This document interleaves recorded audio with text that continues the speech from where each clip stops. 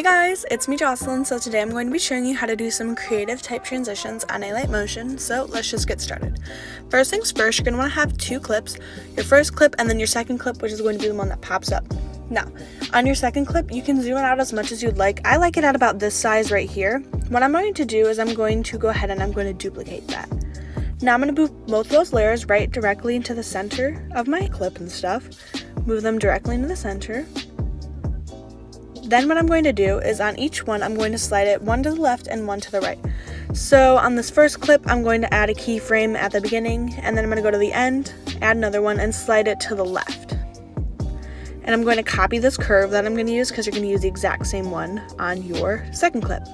So now go to the second clip, add a keyframe at the beginning, go to the end, add another keyframe, and just slide this one away as well. So make it look like this. And then just go ahead and paste on that curve.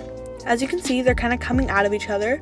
So what I like to do is I like to hold down on them on this side right here. I don't have my touches on, so like you guys can't see what I'm doing.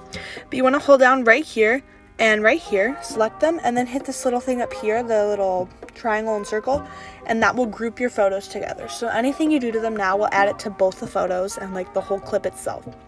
What I like to do is I like to tap on it, go to blending and opacity. I like to turn the opacity down, add a keyframe, move a few frames forward, add another keyframe, and turn the opacity back up. So it's kind of like they're kind of like fading in like that. And I also like to add on a little flash. So I'm going to go to effects, add effects, and I'm going to add on exposure. Now I'm just going to go ahead and add this on from the beginning to the end of the clip. And I'm just going to turn the exposure up just a little bit like that so you can still see it. Now, what you're going to want to do is on your first clip, this first one right here, I'm going to split that right as my second photo on top starts. So what you're going to do is after you split it, tap on it, go to effects, go to blur, and add on this blur right here, the Gaussian blur. I think that's how you say it. I don't know. Turn it all the way down to 0, add a keyframe, go to the very end, add another keyframe, and you can turn it up to your liking. If you don't want it to be too blurry, you don't have to make it too blurry. I'm going to use this graph right here, this one right here, just so kind of you can see it coming in. But if you don't like that, then you can always make the graph faster or slower, or not even add a graph at all if you don't want. Now on this next part right here, I want to warn you, your alight motion will probably lag because I have an iPhone and it lags when I do this. So I just wanted to warn you about that. You're going to want to go on to procedural, scroll down and find simple star field and add that on. Now go to size, turn that down to 0, add a keyframe, go to the very end of your clip, add another keyframe for size, and just turn it up as much as you want. Now, you're going to go back to the beginning of that clip, go to scale, add a keyframe, go to the end of your clip again, add another keyframe, and increase the scale as well, just so the stars are moving. Now, this is optional. You don't have to do this, but I like to. And another thing I like to do is I like to go into my group up here. I like to go to border and shadow, and I just like to add on a shadow just so we can, I don't know. This is optional. It's more of a personal thing. I like the look of a shadow. You don't have to add one if you don't want to.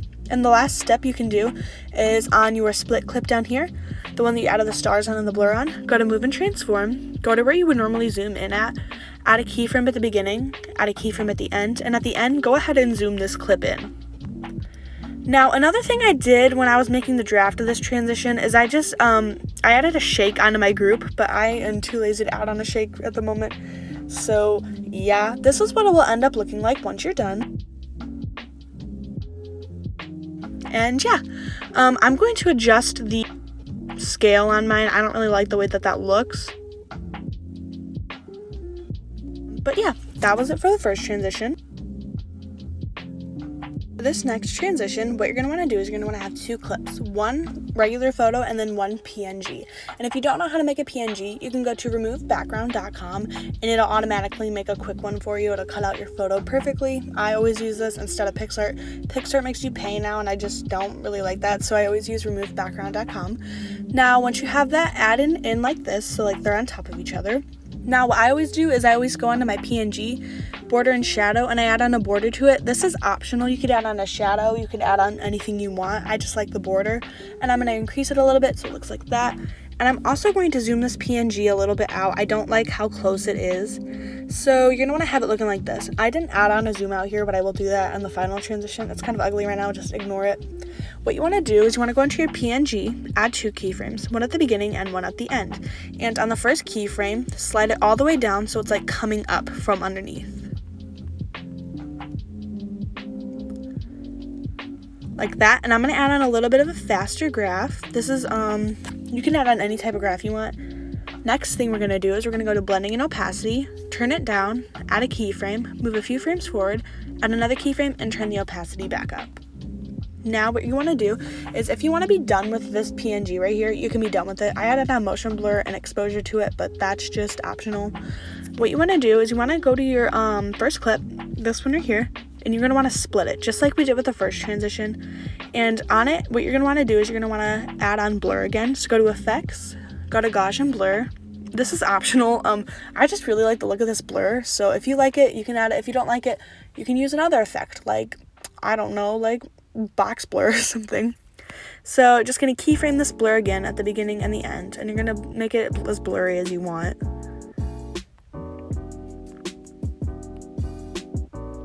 Okay, so now what I'm going to do is I'm going to go on to distortion and warp, and I'm going to add on circular ripple. I'm going to turn my frequency all the way down to 1, or to 0, and I'm going to increase my radius just a little bit, not too much. So to go to your frequency, turn it all the way down to 0, add a keyframe at the beginning, add another keyframe at the end, and you can increase the frequency as much as you want. It is completely your option, your choice, whatever you want to do with it.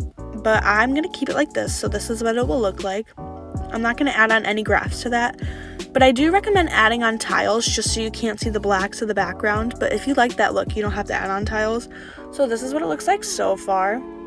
As you can see, the background's kind of like warping a little bit. And I also liked to add on spectral map. So go to your bottom clip, add effect, color and light, find spectral map, add that on. You can change the phase to wherever you want. This is just kind of how it's going to appear. Then go to alpha, and you can turn that down as much as you'd like to. I'm going to add a keyframe. I'm going to turn it down to 0 at first, add another keyframe at the end, and kind of increase that just so it's kind of like warping and changing colors. And you can also keyframe phase if you want to, so it'll kind of look like that. It'll go in and out, kind of like that. So this is what it should end up looking like once you're done. Obviously, it'll look a lot better in the transition preview that I give you. But yeah. And yeah, that was it for today's video. Hope you guys enjoyed it. Please give it a thumbs up and subscribe, and comment down below any tutorial requests that you guys may have. I also want to say, sorry I've been on hiatus. And it's just really not easy to keep up with YouTube. I've been a little bit busy, but I'm back now, don't worry. And I'm sorry there was only 2 transitions in this video. I'm kind of in a rush right now, but I wanted to get a video up for you guys because I miss you all so much. And yeah, I love you guys. Stay safe. Yeah, bye.